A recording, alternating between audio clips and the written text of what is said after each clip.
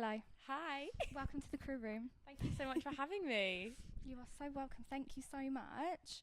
Can you tell us your name and a little bit about you? Yeah, my name is Katie. I work in the arts in a multitude of sort of hats, but backstage I've been a children's chaperone, I work as an access consultant, and I would love to get more into stage management as and when that becomes more accessible. More accessible. We'll talk about that later. Yeah.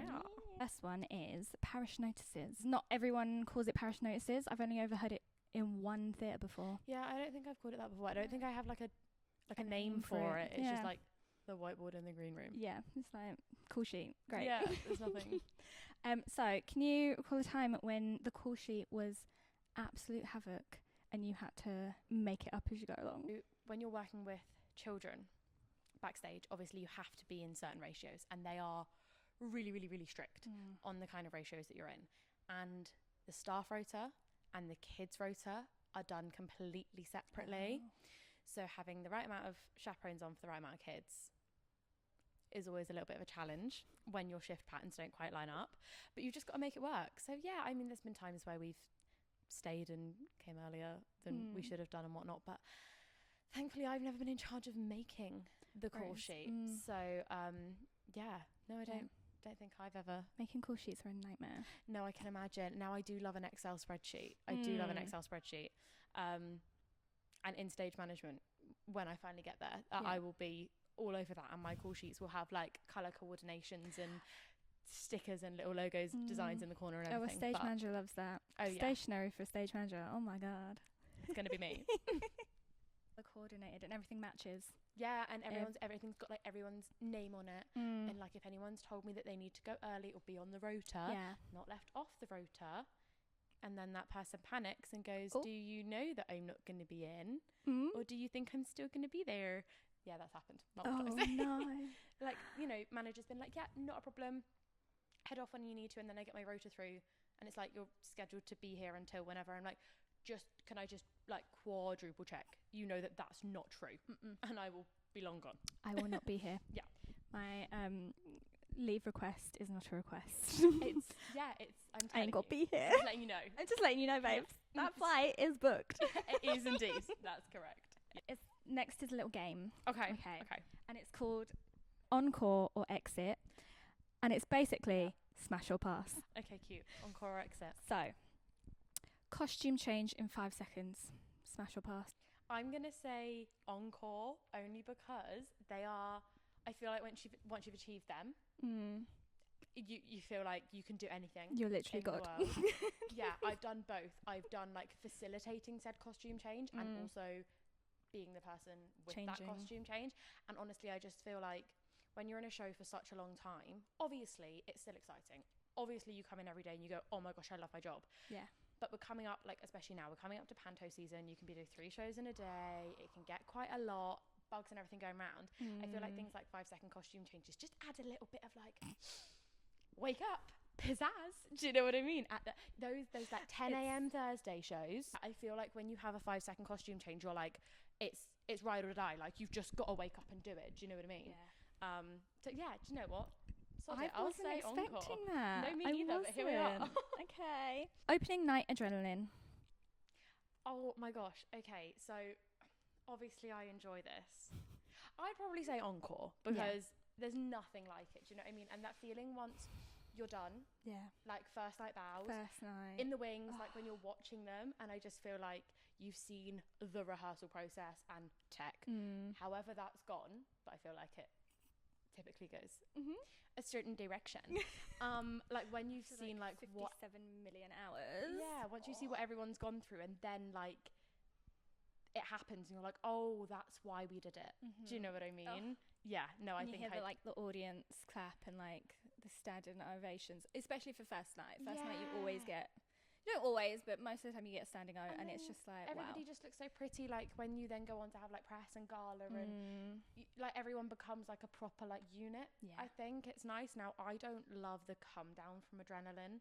Personally, I always feel so exhausted. I never feel more exhausted than the night after opening. Really? Ever. Because yeah, I don't know, like I just get so just so excited, high. so into it, yeah, like really high on it, and then like the come down the next day is such a crash.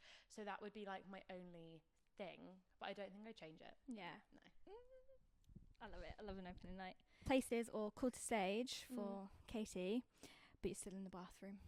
Oh, exit out of there. No, thank you. And a girl's gotta pee, a girl's gotta pee. Please respect that. Like, okay, we've got a house of 1,200. I'm in the bathroom. What do you want me to do? What do you want me to do? Do you know what I mean? There was a time on Back to the Future when Goldie was like half changed and still in the bathroom, and they were like doing the bit near the end, and he wasn't on. Was it Goldie? Yeah. And he wasn't on, and Doc was just like, where are you? Hello. And we were all just like, where is he? Oh He no. came down and he was like, no. girl, I was in the bathroom. Yeah, no, I don't, like, I'm one of these people that when I've got to go, it does not matter. Like, Taylor Swift could have walked in the room. If I need to pee, high and by, like, I'm leaving. Yeah. Do you know what I mean? So I try to time it really well, like it becomes part of my in your track. In my track. I mean, I know lots of people do that anyway, but when other people might not find the time or bother to go all the way back or down 3 flights of stairs, whatever it is, to the bathroom, no, at every given opportunity, I will be having a wee. Yeah. Just write it into that cue sheet. That is my nightmare. It's never happened to me as a performer. Okay. It's happened to me working backstage, but it's never happened. I've never been the person in the toilet. But the second-hand terror I've experienced, I don't think I would actually cope if it was we me. were all so confused because like he's always on time. Like he's never late for it. And then this one time he was just like, I had to go. Pre-show rituals that border cult behaviour. Oh, exit. No. And the reason I don't like it, only because you say boulders cult behaviour, because I feel like it can become, I don't know, maybe I need expansion on the question. I feel like if somebody new joins the cast or if things change and whatnot, it can be more of a hindrance than a help. Okay. Things that are like fun rituals that everyone gets like invited into. Yeah. Yes, love them. Again, part of like the family vibe. Also just something nice to like work mode mind. But I have been in shows before where the pre-show rituals get a little bit either too much or too cliquey.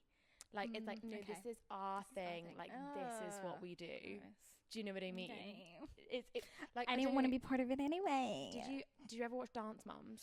I've seen clips and stuff, yeah. So like before they went on to perform, they would all do this like handshake thing, and then in the new season when a new girl comes in, it's like they do it, but it's clear that it's not like their thing, and that's where I'm just like, ooh, that's like not that. cute. Like no, we don't like that. No, but I do love a little, especially a weird pre-show ritual. I love like a wacky bazaar that if you like join a show or you weren't there when it came about or whatever, and then you see it and you just think to yourself, how on earth did you start that? Yeah, like where the hell did that come from?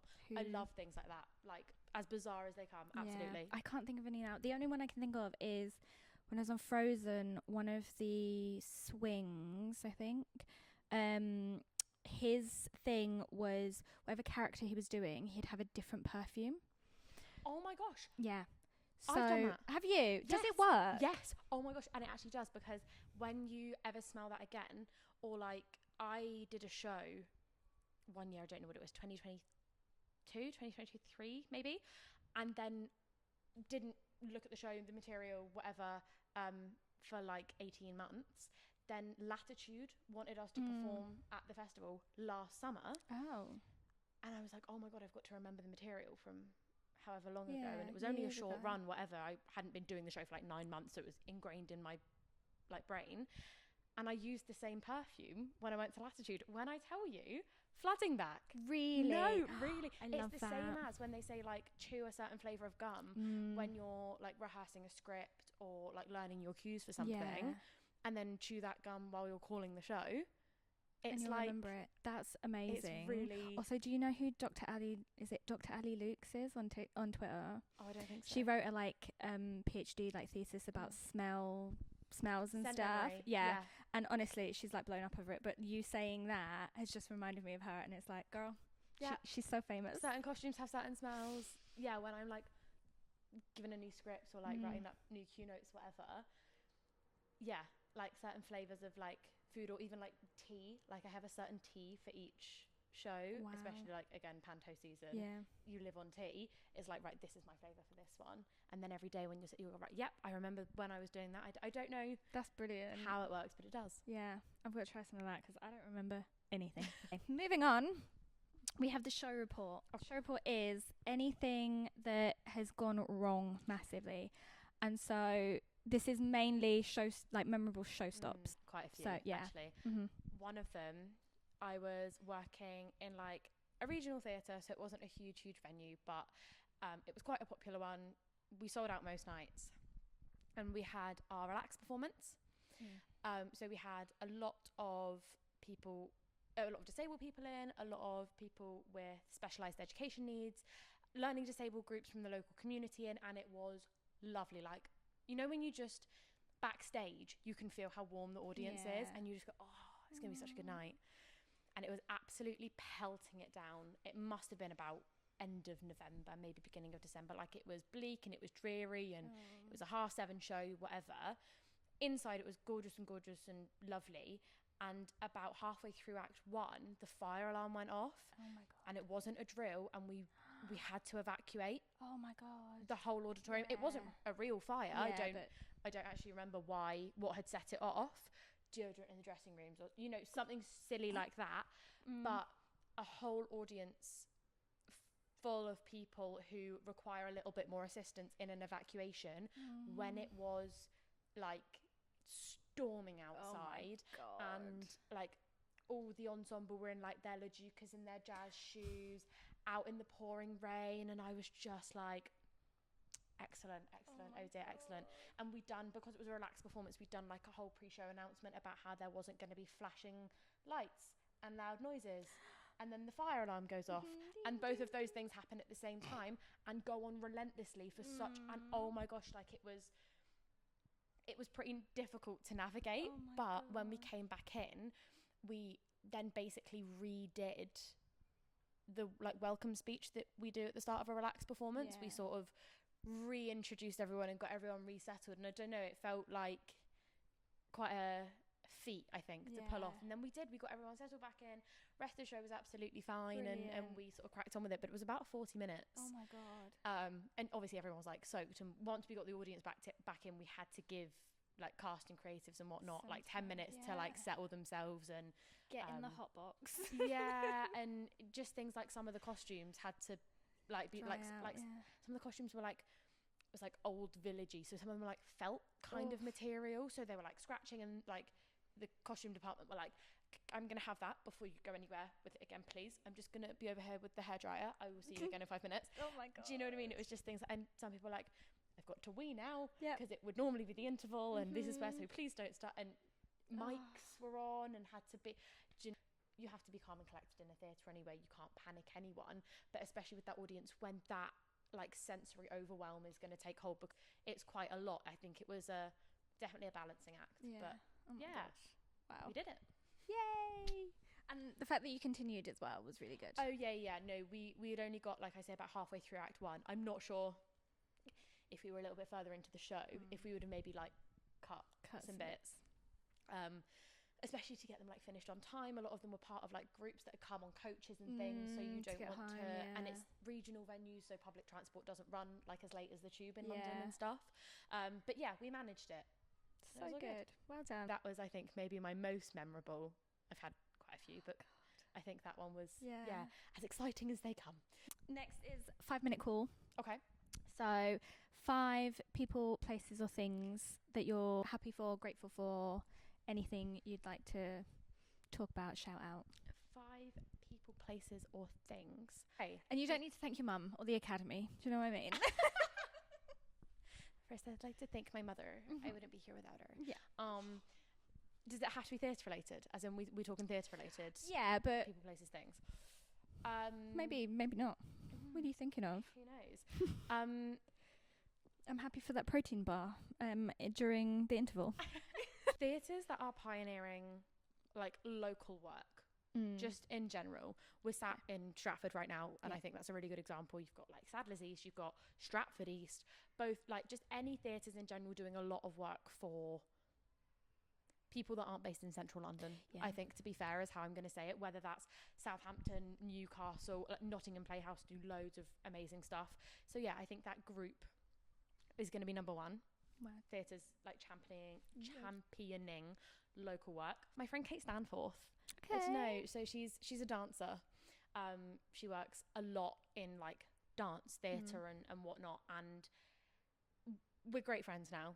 Like, we work together, we hang out outside of work together. However, when I was like, I'd first graduated, I'd become a wheelchair user during the pandemic, trying to go to drama school as the only disabled person that none of my teachers had ever taught, blah blah blah blah blah. It was quite daunting because you don't get a like leaflet through your door going, here's how to be disabled 101, especially not in the arts. And Kate was just sort of out there doing stuff, and I followed her on Instagram, and we got talking, and like 5-6 years now we work together. So yeah, I think without people like her, and I'm not saying, you know, inspiration just because she was doing stuff, but doing stuff and sharing it so other people can look up to that and go, oh, that is an option for me, I can do things like that, you know.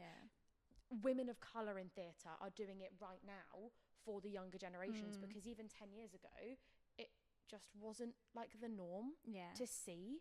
So yeah, I think as a recent like grad, you know, 5-6 years ago, seeing people like Kate out doing what I wanted to be doing when like drama school had been really difficult and we were still in lockdown and stuff, I was like, oh, that's really cool. And it is really cool because now I work with her, so I think that's number 2. Love that. Shout out Kate. Shout out to Kate. I'm really grateful for Gala Pro. There's a company called Gala Pro, which are really, really cool. It's an app that you get on your phone, and when you go to a theatre that has like the Gala Pro technology installed, all of the shows, like captions will come up on your phone when you're watching, even if the show isn't like being live captioned. It's like the script has been auto like put into the app, and then you just connect to the like Gala Pro Wi-Fi in the theatre, and you can sit like with your phone and watch the show. And I think interesting. It's so cool. They do it for audio description as well. You just put one headphone in, obviously. You watch the show and listen to the show, and then the audio description like goes. And they do it in time with the lighting cues. That's how they keep it like at the same time. And I just think it's like so cool. They have it in a lot more of their venues on Broadway. It's owned by the Schubert organisation, but we've got, I think, 6 in London now. I just think it's really cool. Like, especially when there's not enough assisted performances where they are specifically captioned or audio described. It's having very technology few like that and is, far between. Really, really cool. That is fab. We've got audio description stuff here, but I'm not sure what brand or type it is. Yeah, and obviously it's a difficult scene to navigate. Like, access in the arts is a very, very uphill battle. I am grateful for the original London cast recording of The Curious Case of Benjamin Button. Everyone loves this show. I haven't seen 4. it. I haven't seen many shows. I don't see any shows ever. Yeah, but this one's different. This one isn't a show. This is like a milestone life experience. It's not really something that you can just avoid. Yeah, it's on for like another 3 weeks. So you need I need to like, get myself down there. book some tickets. Yeah, I will come with you. Okay. Yeah, I love that soundtrack a lot. That's literally it. I'm very grateful for that one. Jade, I'm grateful for you, babe. Stop. Things like this, opportunities like this. Save the best till last. Yeah. The Crew Room podcast, everyone else doing like podcasts and Instagram series and social media stuff. Like, it's cool. You're making your own things and it's fun. And yeah, I'm grateful for that. I think it keeps work in the arts fun and fresh and enjoyable. Thanks. I think everyone should do something like this. Yeah, like a passion project. A passion thing. It's really important definitely. Because when theatre is your work and your play, you have to have a line between them because otherwise your life just becomes work. Oh my god, yeah. This has helped keep my mind a bit at ease because a lot of the time I am just work. I have no work-life balance. I don't have a life. It doesn't exist. It's just work. So this is kind of work, but it's play. And it's what you want to do. Like, you're fully in control of it. If there's one day where you just go, don't have the energy for it, you don't have to call in whatever. Yeah, I'm not doing it. Yeah. If I didn't want to set up today, I wouldn't do it. But I was really excited and I was so happy you could make it. Yeah. I think when you work in theatre, and then I see a lot of theatre. So I go from theatre in the day to theatre at night. And it sometimes just feels like that's your whole world. Yeah. And it's really important, I think, to find even things within the same sort of realm, but just that lie slightly outside of those circles, so that it's not completely all encompassing and it just becomes everything you are, and you tumble down a bit of a hole. Yeah, spiral a bit. Last one is standby. Okay. So we've done a 5-minute call, and we're now standing by. So this is a cue or a part of a show or something you've been part of that you will never forget, that's super, super memorable. Okay, memorable in like a wholesome way? In a wholesome way, yeah. Okay. We're rounding off in a good... Okay. In a good I was way. going to say, I mean, you could be... There was one show where the cue was... There was like a balloon on stage, like as part of this scene. And when the balloon was hit into the wings, was your cue to go on. And we were in an old theatre. There were no screens. There was no relay screens in the dressing rooms or anything backstage. So you were called to the side of the wings, and when the balloon came off, that was your cue. And just like 3 out of 10 times, it wouldn't make it into the wings, and you sort of just had to guess, sort of just go on. You were like listening, and the curtains were like really, really thick, and you sort of just had to be like, oh, is that? Do I see a balloon? No, that's a foot. Like that was a fun one. Wholesome cue or something. Or like a memorable part of why you do this.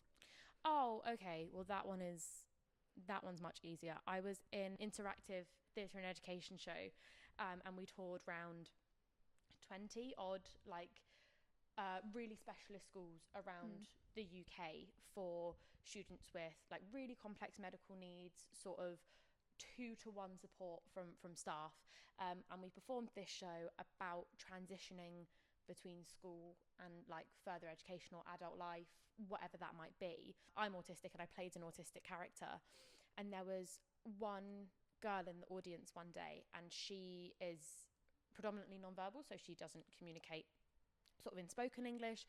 She makes a lot of sort of sounds and gessalts, I think they're called, like scripting TV shows and stuff, and that's sort of how she communicated her needs. And at the end of the show, we invite everyone to stand up, and we have a bit of a dance party, and she came up to me at the end of the show and said thank you, and her 2 support workers sort of just like looked at each other and were like, oh my god, don't make a big deal about it, shh, don't say anything, thank you, yes. And like were near tears, and she was like thank you, and then walked off, and I was like, oh my gosh, our silly little show, not silly, very important, but like we get to dress up as kids, play like pool on the snooker table, and get the bus to school, like showing all of those like really important milestones.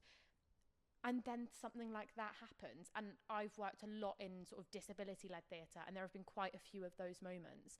That one's probably like the most clear-cut example, where you just go, oh, it does work. Like, it's not just for fun. Like, it actually has a really big impact on people. I worked at Matilda Matilda sort of runs in my family's blood. My mum, my brother and I have all worked at Matilda in various capacities, which has been quite nice. And there are some that it's like, so many kids' first visits to a theatre is Matilda. And some parents come out, and it's like they walked down the aisle to like When I Grow Up or something, and then they see it live on stage. Do you know what I mean? It's just those moments where you watch theatre have a real impact on people's lives and go, oh yeah, this isn't just my job 6 days a week. Like, some people come here once ever, and that's the kind of like impact it has on them. So anything like that. But I think that one is maybe it really sticks with you. That was way more wholesome than I was expecting. That is so cute. I can't. the balloon to that. The balloon was like, oh yeah, we've all got those. Well, that's why I asked. I was like, is it a funny cue or a wholesome cue? Because there's multiple of both. But yeah, I think that one is it's just, that's so brilliant. you never wake up in the morning and go, ugh, I can't be bothered to go to work, when you know that things like that are what your work facilitates. I'm not a doctor, I'm not saving lives, but at the same time, but you are impacting. Maybe it is the pathway to accessing something that nobody else has presented to them yet. And that's quite cool. That's brilliant. And you are wonderful for doing those things. No, I just have so much fun. I was saying this today, off topic. I was saying, like, half the time I literally don't think I'm at work. Nope. Like, this is just playtime to me. And then, I get paid. Great. 100%. Sometimes it's awful and I hate it and I want to rip my eyes out. But most of the time, I'm just like, oh, it's playtime, yay. Yeah, I think especially because I work with kids, it can be very. I mean, backstage in theatre can be very one side or the other. You know, the get out can either be really fun, absolute giggle, whatever, or it can be like 4 o'clock in the morning. You've been going for 24 hours and you like actually just want to crawl into a hole. So there's that. But then because I work in that with children, children can go very one way or the other as well. Oh yeah. So I think, yeah, I feel very much the same. It's sometimes. And how do you regulate your emotions? It's been so fun. Is there anything else you want to talk about? Make theatre accessible, fund the arts, support local work. Yes. We love that. That's that. That's what we champion here. Snaps. Snaps.